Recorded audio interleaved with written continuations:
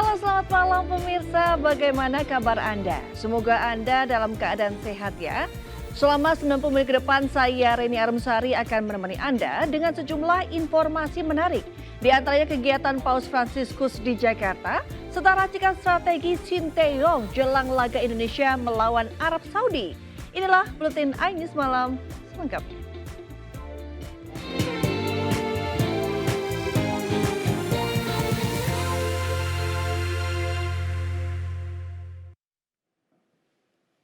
Pemirsa, sebuah mobil sedan hangus terbakar di tengah jalan di Kabupaten Tuban, Jawa Timur.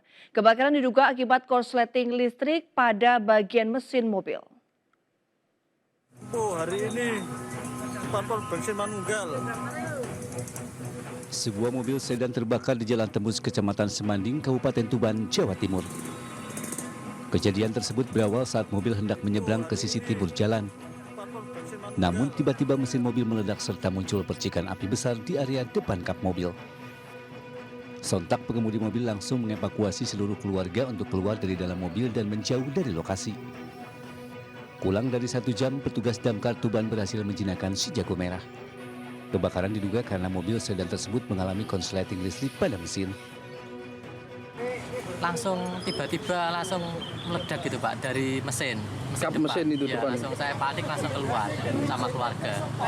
Itu waktu itu sama siapa aja Mas, di dalam mobil? Ada keluarga, istri, anak sama mertua.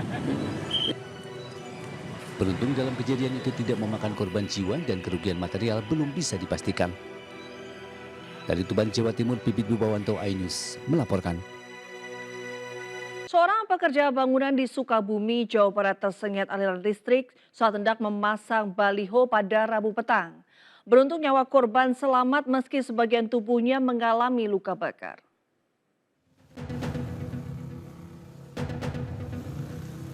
Beginilah proses evakuasi terhadap korban dari atas bangunan ruko oleh petugas pemadam kebakaran di Jalan RA Kosasi, Kecamatan Cikole, Kota Sukabumi, Jawa Barat.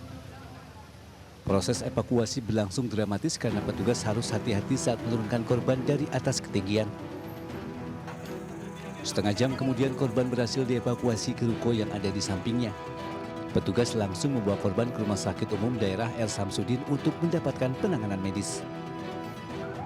Kejadian bermula saat korban yang diketahui bernama Ahmad Soleh tengah memasang list aluminium baliho di atas bangunan ruko sebuah bimbingan belajar. Diduga batang list tersebut mengenai kabel listrik tegangan tinggi yang berjarak 25 cm dari atas bangunan. Korban langsung tersengat aliran listrik sehingga mengalami luka bakar serius pada bagian dada, punggung, dan paha. Nah, ini lagi masang list karena mungkin tegangan listrik yang terlalu gede, itu imbasnya ke situ. Mungkin listnya list aluminium juga, imbas. Tim Inafis Satreskrim Polres Sukabumi Kota yang datang ke lokasi langsung melakukan olah TKP dan memeriksa sejumlah saksi. Sementara itu, menurut dokter RSUD R. Samsudin SH, korban mengalami luka bakar sekitar 40% akibat tersengat listrik. Jadi kalau dihitung sih sama kami dihitung sekitar 40%-an luas luka bakarnya. Begitu datang udah langsung kita pasang infus 2 line supaya intinya mah mencegah biar nggak dehidrasi pasien. Tapi pasien sejauh ini sadar, kondisi stabil. Saat ini kasus tersebut masih dalam penyelidikan Satreskrim Polres Sukabumi Kota. Dari Sukabumi, Jawa Barat, Budi Setiawan, iNews melaporkan. Kantor Urusan Agama di Kota Payakumbuh, Sumatera Barat disatroni pencuri untuk kali kedua. Kali ini sekitar 172 pasang buku nikah, 40 duplikat buku nikah dan laptop raib dibawa pencuri. Ratusan buku nikah di kantor KUA Gempar Kota Payakumbuh, Sumatera Barat raib digondol pencuri. Pelaku pencurian diduga masuk dari pintu belakang dengan cara merusak pintu menggunakan linggis. Kemudian pelaku masuk ke ruang staf menuju ruangan kepala KUA lalu mengambil laptop dan ratusan buku nikah yang berada dalam berangkas. Adapun buku nikah yang dia bawa yaitu yang buku nikah 172 pasang. Kemudian duplikat buku nikah 45 dan 1 buah laptop. Yang laptop itu memang kegunaannya untuk mencetak buku nikah, untuk pencatatan peristiwa pernikahan di sana. Selanjutnya pihak KUA berkoordinasi dengan Kemenak untuk nomor registrasi buku nikah yang hilang sehingga buku nikah tersebut tidak berlaku lagi. Dari Payakumbuh, Sumatera Barat, Agung Sulistyo, iNews melaporkan. Penipuan berkedok Yayasan Pencari Kerja terjadi di Karawang, Jawa Barat. Sebanyak 29 remaja lulusan SMK Pencari Kerja menjadi korban penipuan dengan total kerugian puluhan juta rupiah. Jawa Barat. Harapan puluhan orang pencari kerja di Karawang, Jawa Barat untuk mendapatkan pekerjaan kandas. Pupusnya harapan tersebut terkait adanya dugaan penipuan yang dilakukan sebuah yayasan penyalur tenaga kerja.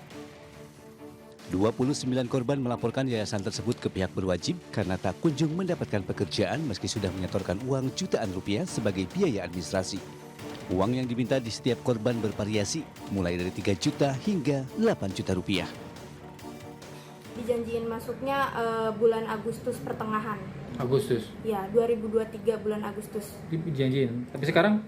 Sampai sekarang nggak kerja-kerja, Pak. Nggak dijanjiin, belum ada kabar lagi? Belum. Udah kamu tagih gimana? Atau uangnya kamu pinta? Terakhir nagih 2023 akhir bulan, Pak. Saya udah capek banget soalnya dia janji-janji terus. Selain berharap pelaku dapat dipidana, pihak korban juga berharap Dinas Ketenagakerjaan Kabupaten Karawang meninjau ulang perizinan yayasan tersebut. Dari Karawang, Jawa Barat, Rudi Setiawan, iNews melaporkan.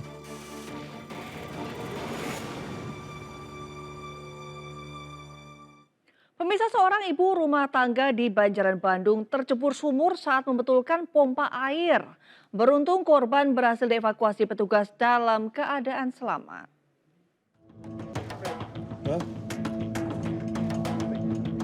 Tim pemadam dan penyelamatan kebakaran Kabupaten Bandung ini berusaha menyelamatkan seorang wanita yang tercebur ke sumur galian di Kampung Astaraja, Marga Hurip, Banjaran, Kabupaten Bandung. Korban berada dalam sumur galian selama 1 jam dan akhirnya mendapat pertolongan setelah warga meminta bantuan petugas. Proses evakuasi pun berlangsung dramatis. Petugas langsung masuk ke dalam sumur dan bertumpu pada tripod penyelamatan. Tak lama korban akhirnya dapat ditarik keluar dari sumur oleh petugas. Peristiwa terceburnya Yuli, wanita berusia 26 tahun ini terjadi pada hari Selasa malam kemarin. Yuli saat itu memperbaiki mesin pompa air karena tidak menyala di dalam kamar mandinya. Namun diduga terpeleset dan langsung tercebur ke dalam sumur sedalam 15 meter bersama mesin pompa. Korban bisa selamat dari maut setelah memegang erat pipa paralon air dari mesin pompa. Pas kita datang ke TKP asesmen kurang lebih dari 20 menit, si korban alhamdulillah bisa dievakuasi. Pada saat kami datang ke sana memastikan bahwa si korban dalam keadaan baik-baik saja di dalam sumur.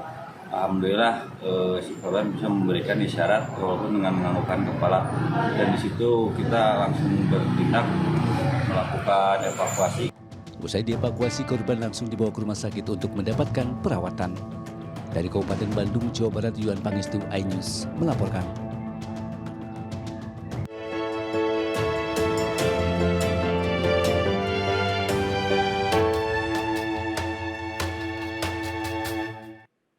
Ya pemirsa, Paus Fransiskus, pemimpin tertinggi umat Katolik dunia, mendatangi Istana Merdeka untuk bertemu dengan Presiden Jokowi. Dalam momen ini, Presiden Jokowi berterima kasih atas kehadiran Paus yang rela menempuh penerbangan terpanjang yang pernah ditempuh Paus Fransiskus, yakni dari Vatikan menuju Indonesia untuk membawa pesan perdamaian dan persatuan di tengah perbedaan.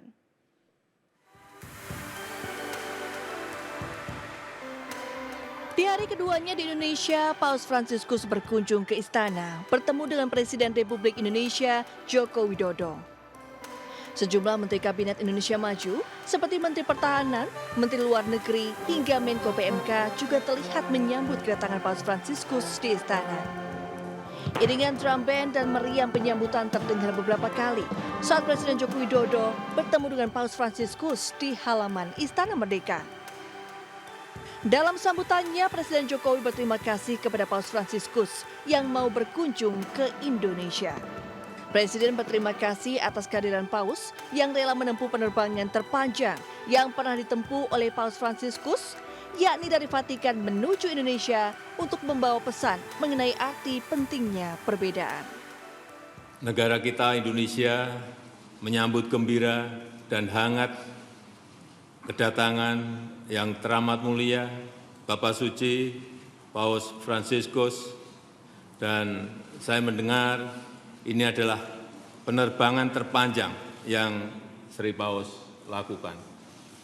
Terima kasih Bapak Suci telah bersedia memenuhi undangan kami untuk mengunjungi Indonesia. Kunjungan ini memiliki pesan yang sangat kuat tentang arti pentingnya merayakan perbedaan. Sementara itu, Paus Fransiskus mengaku senang dapat hadir di Indonesia yang memiliki beragam suku dan budaya. Paus memuji semboyan Indonesia, Bhinneka Tunggal Ika, yang membentuk persatuan dalam perbedaan. Dari Jakarta, tim iNews melaporkan. Ya, sementara itu pemirsa, momen bahagia dialami seorang ayah dengan bayi perempuannya. Pasalnya sang bayi berusia 4 bulan itu mendapat hadiah spesial, yakni diberkati langsung oleh pemimpin tertinggi Gereja Katolik sedunia, Paus Fransiskus. Momen mengharukan ini terekam kamera saat seorang ayah yang menggendong bayi perempuannya menerobos brigade polisi dan pas pamres untuk bisa mendekati Paus Fransiskus. Mobil yang ditupangi pemimpin tertinggi Gereja Katolik sedunia ini kemudian berhenti sejenak untuk memberkati seorang bayi berusia 4 bulan. Paus memberikan tanda salib pada dahi bayi bernama Theresia William Abong Malun ini sebagai berkat langsung oleh pemimpin tertinggi umat Katolik. Kan tadi untuk bisa ketemu Pausnya kan kita dihalang-halangin, cuman karena effort terus kita tadi dibantuin juga untuk bisa maju ke depan. Sempat dihalangin sama pengawalnya, cuman puji Tuhan kita bisa dapat berkat dari Bapak Pausnya langsung. Peristiwa ini terjadi di depan gedung Kedutaan Besar Vatikan Jakarta saat Paus Fransiskus dalam perjalanan menuju ke Istana Negara. Dari Jakarta, tim liputan iNews melaporkan. Ya, jelang Misa Agung bersama Paus Fransiskus, sejumlah persiapan terus dilakukan di Stadion Utama Gelora Bung Karno. Salah satunya kelompok paduan suara Keuskupan Agung Jakarta yang terus berlatih.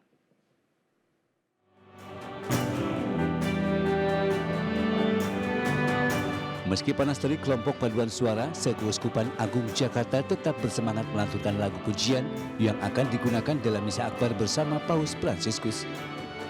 Tidak hanya dari Jakarta, sebanyak 600 peserta paduan suara juga berasal dari Bogor, Banten, Bandung, dan Yogyakarta yang nantinya akan mempersembahkan penampilan terbaik dengan 24 lantunan lagu pujian.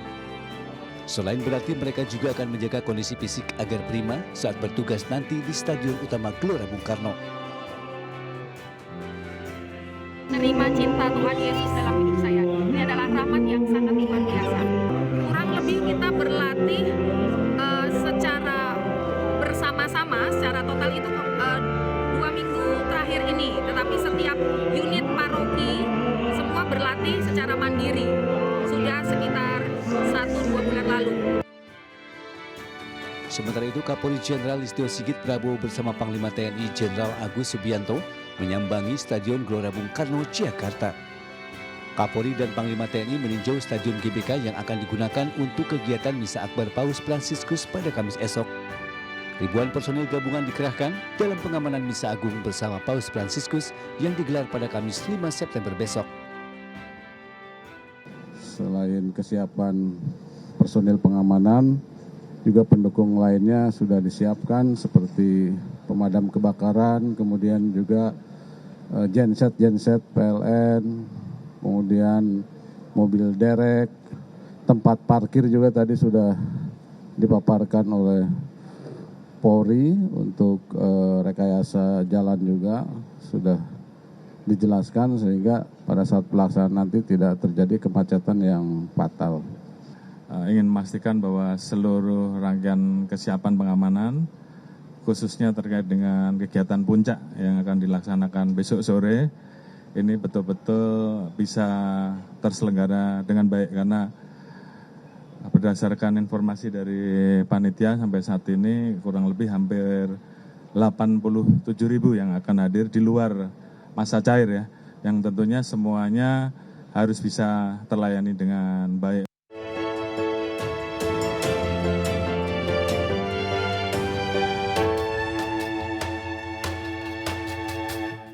Ya pemirsa, laga kualifikasi Piala Dunia Zona Asia antara Indonesia melawan tuan rumah Arab Saudi menjadi laga yang sangat penting. Pasalnya hasil laga pembuka ini akan menentukan siapa yang berpeluang lolos dari grup C. Nah, seperti apa kekuatan masing-masing tim yang akan berlaga nanti? Kita lihat grafis berikut ini. Ya, Arab Saudi yang ditangani pelatih kenamaan asal Italia, Roberto Mancini, diprediksi akan turun dengan formasi 3-1-4-2. Nah, dengan formasi ini Mancini mengandalkan kiper Mohamed Al-Owais di bawah mistar gawang dan dikawal barisan pertahanan yang dipimpin Ali Al-Bulaihi. Di sektor tengah, Abdullah Al-Khaibari yang berposisi gelandang bertahan didukung 4 pemain tengah yang dikomandoi Nasser Al-Dawsari. Sedangkan di barisan penyerang, Arab Saudi mengandalkan striker bernilai 104 miliar rupiah, yaitu Firas Al-Buraikan dan striker pembobol gawang timnas Argentina, Salem Al-Dawsari. Berikutnya, sementara timnas Indonesia pemirsa asuhan Sinteyong diperkirakan turun dengan formasi 3-4-3 seperti yang ada di grafis berikut ini. Nah, Hernando Ari masih menjadi andalan di sektor penjaga gawang, dilapis Martin Paes yang siap menjalani debut. Sektor pertahanan masih mengandalkan Rizky Ridho, Sandy Walsh dan si jangkung JIZ dengan kawalan bek sayap Asnawi Mangkualam dan Kelvin Verdong. Asnawi dan Verdong juga menopang barisan tengah Garuda. Seperti berikut yang ditempati Tom Hey dan Nathan Cho Aon. Nah, sektor gelandang juga ditopang Marcelino Ferdinand dan Ragnar Oratmangun sebagai pendobrak pertahanan lawan serta Rafael Struwijk yang ditanam di depan. Kita ke slide berikutnya pemirsa. Pertarungan ketat diprediksi akan terjadi khususnya di sektor pertahanan Indonesia di mana JIZ, Rizky Ridho, dan Sandy Walsh akan berhadapan dengan striker pembobol gawang Argentina, Salem Al-Dawsari, serta striker termahal Arab Saudi, Firas Al-Buraikan. Berikutnya, ya kunci permainan timnas Garuda ada di sektor tengah, di mana kuartet Asnawi, Tom Hey, Nathan, dan Kelvin Verdong harus berhadapan dengan barisan tengah Arab Saudi yang diisi oleh Abdullah Al-Khaibari, Saud Abdul Hamid, Nasser Al-Dawsari, dan Musab Al-Juwair. Nah, jika bisa menaklukkan lini tengah Arab Saudi, maka aliran bola ke barisan depan bisa berjalan sesuai harapan. Selanjutnya, aliran bola ke barisan penyerang Garuda yang ditempati oleh Marcelino, Ragnar, dan Rafael Struwijk harus bisa dimaksimalkan. Meski harus berhadapan dengan sektor pertahanan lawan yang ditunggangi Mohamed Al-Buraik, Ali Bulaihi maupun Ryan Hamed. Ya, Indonesia sendiri sangat membutuhkan kemenangan karena selain membuka peluang lolos dari grup C, poin penuh yang diraih timnas Garuda juga sekaligus memutus rekor kurang bagus saat berhadapan dengan Arab Saudi. Ya, dari 14 pertemuan antara kedua timnas selama ini, Arab Saudi selalu mendominasi, di mana The Green Falcon meraih 11 kemenangan dan 3 kali hasil imbang dengan mencetak 37 gol. Sedangkan Indonesia belum sekalipun meraih poin penuh dan baru mencetak 6 gol ke gawang lawannya tersebut. Komplotan pencuri spesialis pecah kaca kembali beraksi di Sukabumi. Informasi selengkapnya kami hadirkan sesaat lagi, tetaplah bersama kami.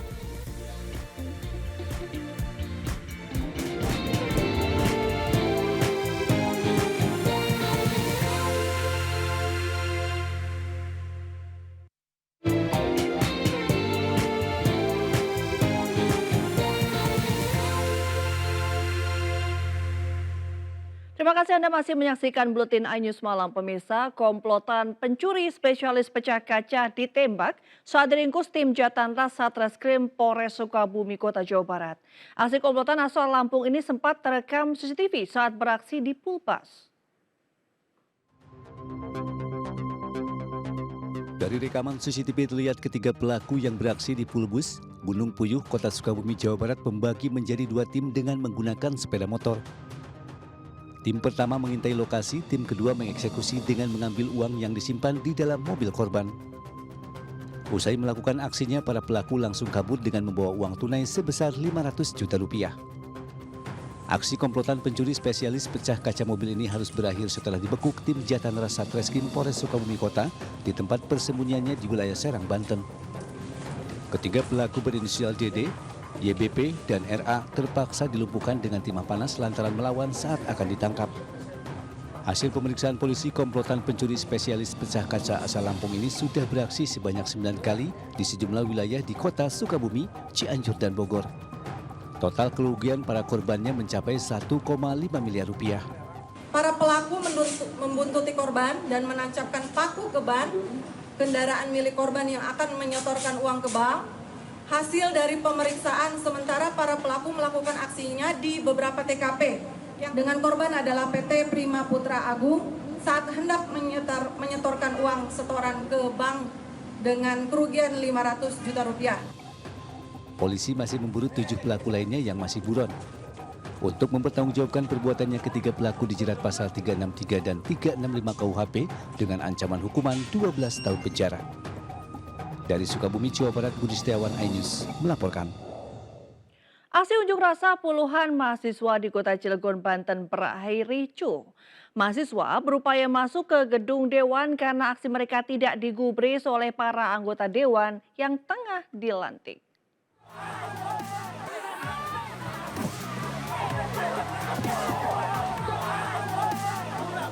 Unjuk rasa mahasiswa di depan kantor DPRD Cilegon, Banten berakhir ricuh.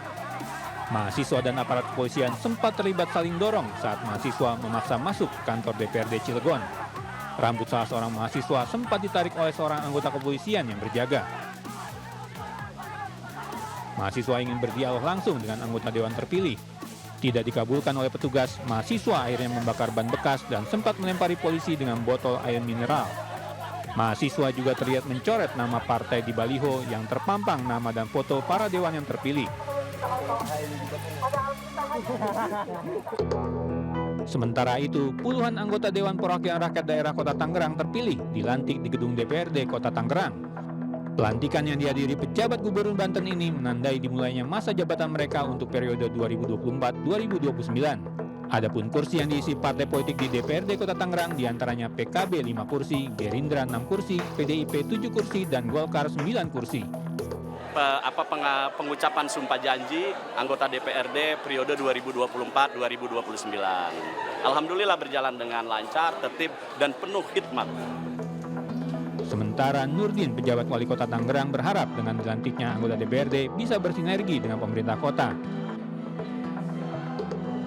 Saya berharap semua anggota DPRD yang baru dilantik bisa bekerja maksimal, menyerap aspirasi masyarakat. Dari Cilegon dan Tangerang, Banten, Tim Liputan iNews melaporkan. Ya, meski jumlah suaranya tidak memenuhi syarat, adik Raffi Ahmad, Nisha Ahmad, tiba-tiba dilantik sebagai anggota DPRD Jabar 2024-2029. Nisha dilantik setelah kader PAN lainnya mengundurkan diri.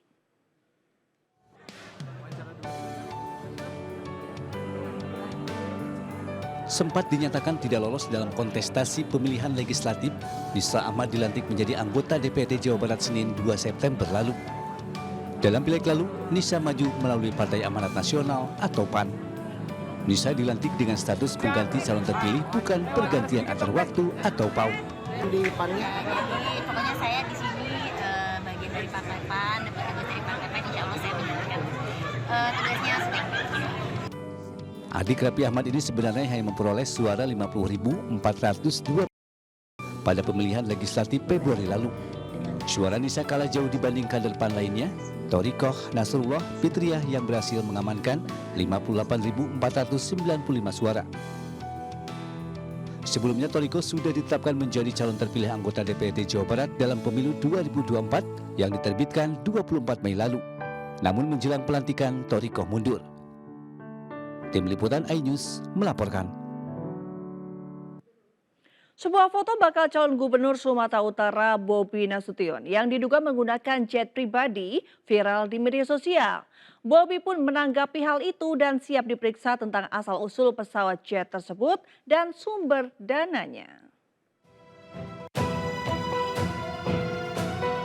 Setelah Setelah sebelumnya foto anak Presiden Joko Widodo Kaisang Pangarep yang menggunakan pesawat jet pribadi, kali ini beredar kembali sebuah foto menantu Jokowi Bobi Nasution dan keluarganya turun dari pesawat jet pribadi. Dari foto yang beredar terlihat bakal calon gubernur Sumatera Utara ini seperti turun dari jet pribadi bersama keluarganya. Rombongan juga dikawal oleh beberapa orang yang diduga ajudan Bobi Nasution. Bobi membenarkan foto yang viral itu adalah dirinya. Namun ia mengklaim bahwa jet yang ditumpanginya merupakan pesawat jet sewa. Ia juga mempersilahkan pihak terkait untuk memeriksa hal itu karena yakin sumber dananya bisa dipertanggungjawabkan.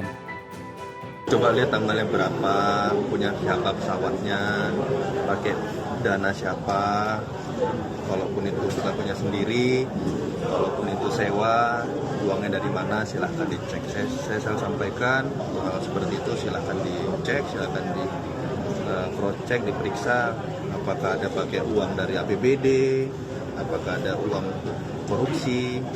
Yang pasti saya sampaikan tidak, saya bisa pastikan, saya bisa declare bukan dari situ. Wali Kota Medan ini juga mengklaim sumber dana yang digunakan bukan berasal dari APBD atau hasil korupsi. Dari Medan, Sumatera Utara, Said Ilham, iNews melaporkan.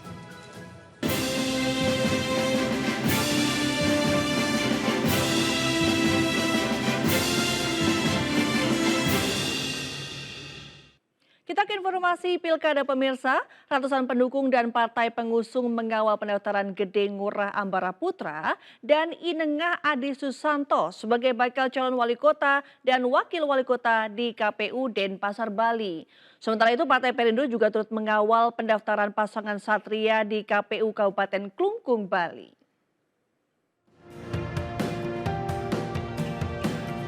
Pasangan Gede Ngurah Ambara Putra dan Inengah Adi Susanto resmi mendaftarkan diri sebagai bakal calon wali kota dan calon wakil wali kota di KPU Kota Denpasar.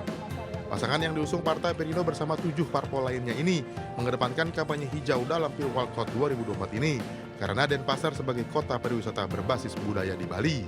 Dari KPU bisa men-challenge daripada paslon kami di tiap-tiap desa, begitu juga sehingga masyarakat bisa lebih tahu. Kenapa demikian? Karena kita ingin partisipasi masyarakat untuk Pilwali ini cukup tinggi. Sementara itu, parade seni dan budaya Nusantara mengiringi pendaftaran Imade Satria dan Cokorda Gede Surya Putra di KPU Klungkung, Bali. Dengan dukungan Partai Perindo dan 6 partai lainnya, pasangan paket Satria siap maju pada pemilihan Bupati Klungkung November 2024 mendatang.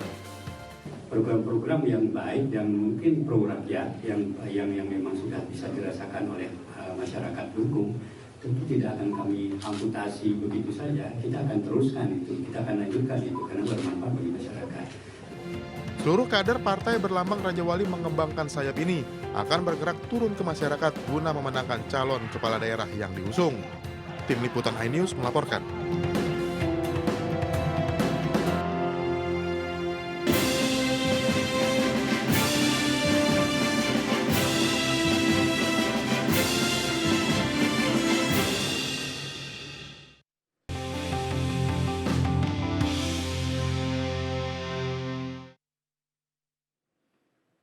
Ya, kita ke informasi seputar PON pemirsa. Laga sepak bola Pekan Olahraga Nasional ke-21 Aceh Sumut antara Provinsi NTT melawan Provinsi Kalimantan Selatan berakhir imbang tanpa gol. Dengan hasil ini NTT menempati peringkat kedua di klasemen sementara Grup D.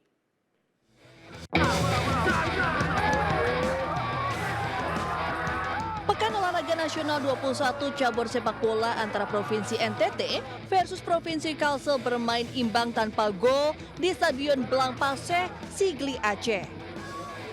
Kedua kesebelasan bermain terbuka dengan tempo sedang. Hingga babak pertama usai, kedua kesebelasan belum bisa mencuri gol. Usai turun minum, kedua kesebelasan meningkatkan tempo permainan hingga menarik ditonton. Namun hingga wasit meniup peluit panjang, tidak satupun gol tercipta.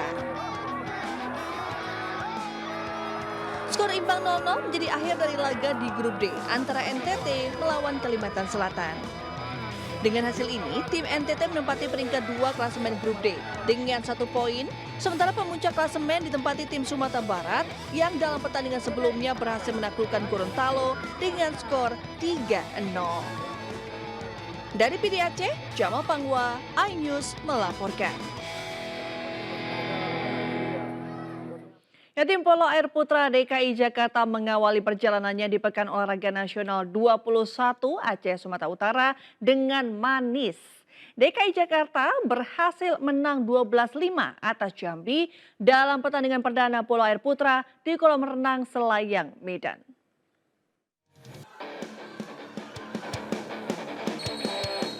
Di awal laga, tim Polo Air Putra DKI Jakarta mendapat perlawanan sengit dari tim Polo Air Putra Jambi. Pada babak pertama DKI Jakarta hanya unggul 2-1 sedangkan babak kedua ditutup dengan keunggulan 4-2. Selanjutnya di babak ketiga DKI Jakarta bisa melepaskan diri dari perlawanan Jambi dan menutup babak ketiga dengan keunggulan 8-3. Unggul telak dari lawannya membuat DKI Jakarta semakin percaya diri. Di babak keempat DKI Jakarta mampu mencetak 5 gol. Pertandingan pun berakhir dengan kemenangan DKI Jakarta dengan skor 12-5.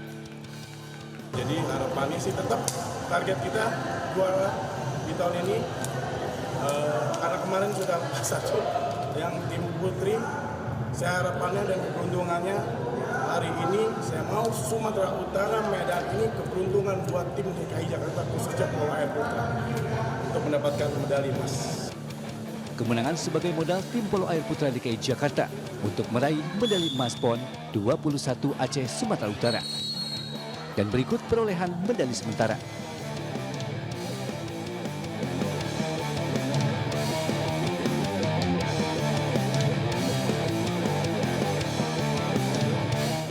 Dari Medan, Sumatera Utara, Yuda Bahar, iNews melaporkan.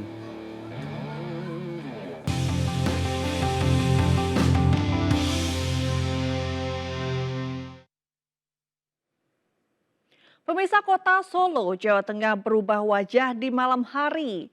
Kota budaya ini selalu ramai, penuh aktivitas pelaku ekonomi, wisata hingga UMKM. Kini Jalan Gatot Subroto, Kota Solo berubah wajah menjadi Malioboro-nya Solo.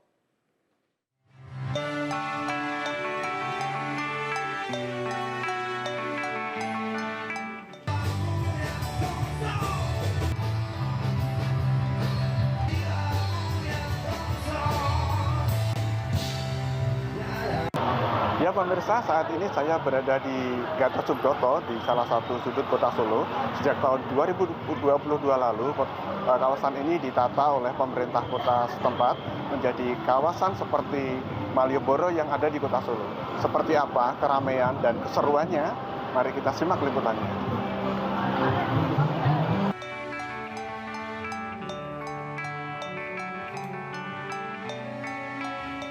Sejak 2022, kawasan Jalan Gatot Subroto sudah ditata ulang. Kegiatan ekonomi terus berlangsung hingga malam. UMKM berjajar rapi. Uniknya, para pelaku UMKM mayoritas adalah kaula muda. Aneka kerajinan action figure dan koleksi kaset kuno ditawarkan di sini. Bukan itu saja, aneka kerajinan dan kuliner tradisional hingga modern juga bisa Anda dapatkan. Apa ini Kak? Ini cari-cari gelang. Cari gelang. Sudah Ya. dapat belum? Belum. Yang dicari favoritnya yang apa nih? Yang dicari? Yang kayak gini-gini, yang lucu-lucu.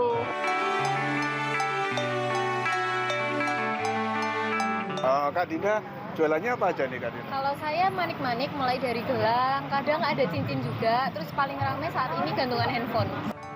Pasca revitalisasi, koridor Gatot Subroto Solo, Jawa Tengah tampil cantik dengan wajah baru.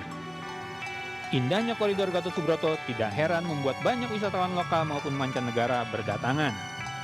Dari Solo, Jawa Tengah, Septiantoro, iNews melaporkan. Pemirsa, MNC Games and Animation turut berpartisipasi dan memeriahkan turnamen eSport International World Cyber Games WCG 2024 yang digelar di ISBSD Tangerang, Banten. Dalam kesempatan ini pengunjung juga dapat menikmati game-game terbaru serta meet and greet dengan Bima dan Kiko, karakter andalan MNC Animation.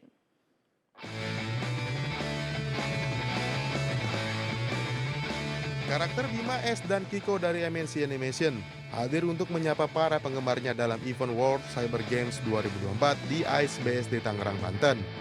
Dalam acara yang turut dihadiri Direktur MNC Animasi NISI Warren Hariputra Tanusudibyo, MNC Games and Animation juga merilis game terbarunya, yakni Kiko Survivor dan Games Plus Arcade, serta Gogo Kiko yang akan segera dirilis tahun ini. Sekarang itu kita ada meluncurkan game paling baru kita di aplikasi R+, yaitu Game Plus Arcade. Nah, di Game Plus Arcade ini ada banyak tawaran menarik dari reward buat orang-orang untuk main gamenya. Kita berupa Bima dan Kiko ke para audiens agar mereka bisa lebih mengenal karakter lokal Indonesia milik MNC dan animasi-animasi kita lainnya seperti tahun ini kita juga akan menayangkan 2 animasi baru, yaitu animasi Jana dan Titus. Dalam event ini, booth milik MNC Games and Animation juga menghadirkan berbagai jenis hiburan yang bisa dinikmati secara gratis oleh para pengunjung. Dari Tangerang, Banten, Muhardin, AIN News melaporkan.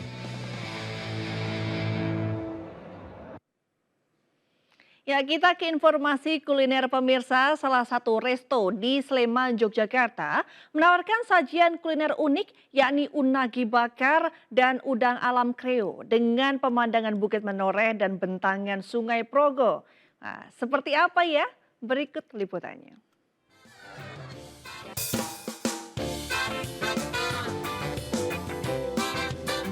Restoran yang berada di tepi jembatan Kreo Sendang Agung, Minggir, Sleman, Yogyakarta ini sedang viral karena menyajikan kuliner yang tidak biasa, unagi dan udang alam kreo. 2 menu andalan ini yang menjadi daya tarik utama restoran selain konsep dalam dan luar ruangan yang sama-sama nyaman. Jika memilih di luar ruang, pengunjung dapat menikmati sajian kuliner sambil melihat langsung pemandangan alam, bentangan Sungai Progo yang menghubungkan Kabupaten Kulon Progo dan Sleman. Juga panorama perbukitan Menoreh yang di pagi hari menawarkan hamparan kabut dan di sore hari mempesona dengan suasana matahari terbenam. Kita tuh ada unagi dan juga udang gajah. Untuk unaginya sendiri itu kita ngambilnya bisa dari banyak tempat, terutama dari Sungai Progo. Kebetulan resto kita itu di depan persis Sungai Progo. Terus juga di sini selain makan unagi sama udang sambil ngeliatin pemandangan jembatan Kreo, jembatan penghubung antara Kulon Progo sama Sleman. Menu andalan unagi bakar di resto ini merupakan ikan sidat air tawar, ikan yang tinggi protein. Di Jepang, unagi biasa dijual seharga Rp400.000 per porsinya. Sedangkan di resto ini harganya miring, tidak sampai Rp100.000. Selain unagi dan udang alam kreo, ada juga sejumlah menu menarik di resto ini. Di antaranya udang gajah bakar dan ikan baung kari jumbo. Dari Sleman, Yogyakarta, Gali Wisma, AIN News melaporkan. Menikmati pesona wisata alam Pangandaran, Jawa Barat sambil beraktivitas Tarzan Jump dan spearfishing. Informasi selengkapnya kami hadirkan sesaat lagi.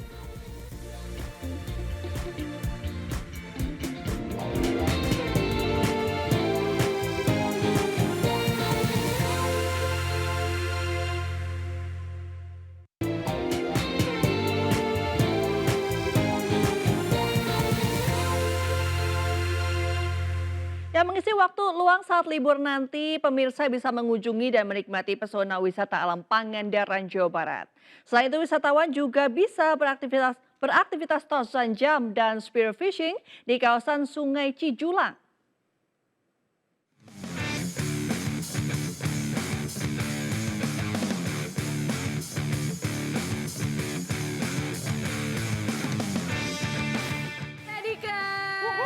Wow, ternyata Pangandaran ini memang surganya senang-senang ya. Yoi, wisata alam lah pokoknya. Dan juga bisa Tarzan Jump. Tarzan Jump. Bisa jump nge-swing sih kayaknya. Gue sih swing terus gue loncat nanti, ya kan? Iya, keren banget. Langsung aja lah. Langsung aja lah. Iya. Oke, langsung aja kacamata lo. Oh iya, kacamata gue lepas dulu. Oke. Oke, Alban. Siap-siap Alban. Ready? Traveling tanpa batas.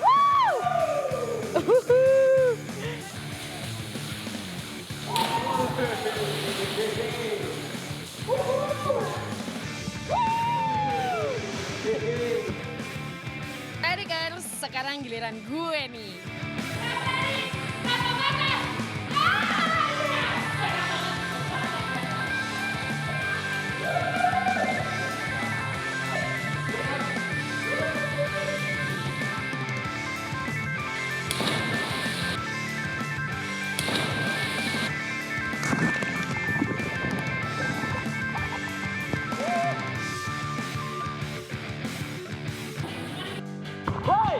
Jangan di sini.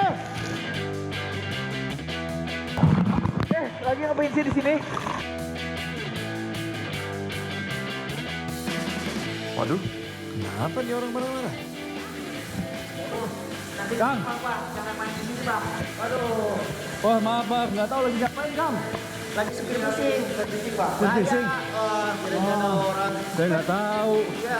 Maaf, Kang. Sorry banget, Kang. Tapi seru juga speed fishing di sini. Kalau kita ikutan aja bantuin boleh ya, kita. Boleh lah. Jadi kan pas banget ini. Tiba-tiba ada orang lagi speed fishing. Ya. Kita dikasih join main. Walaupun awalnya Cari marah ikan. dulu ya. Ya, gue juga kaget Oke, tadi. ayo. Ya, yaudah kita pasang peralatan dulu. Tetap di Travel Addict tanpa batas.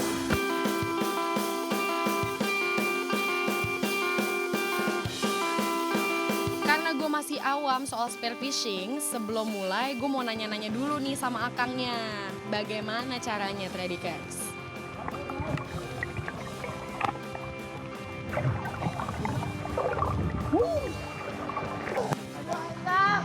Jos. Lumayan ini.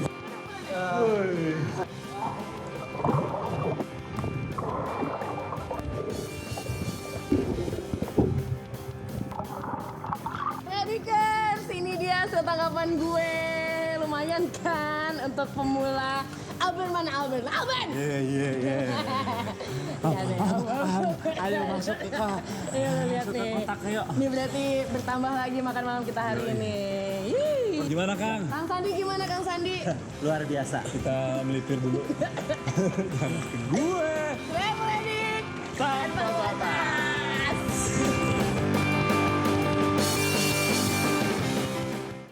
Seru ya pemirsa?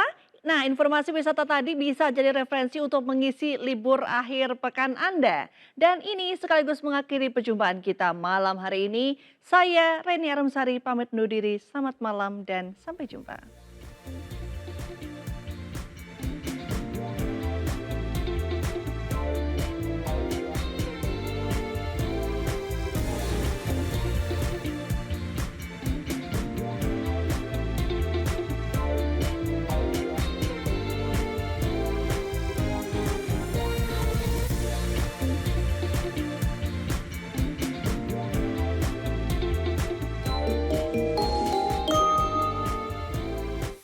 Thank you.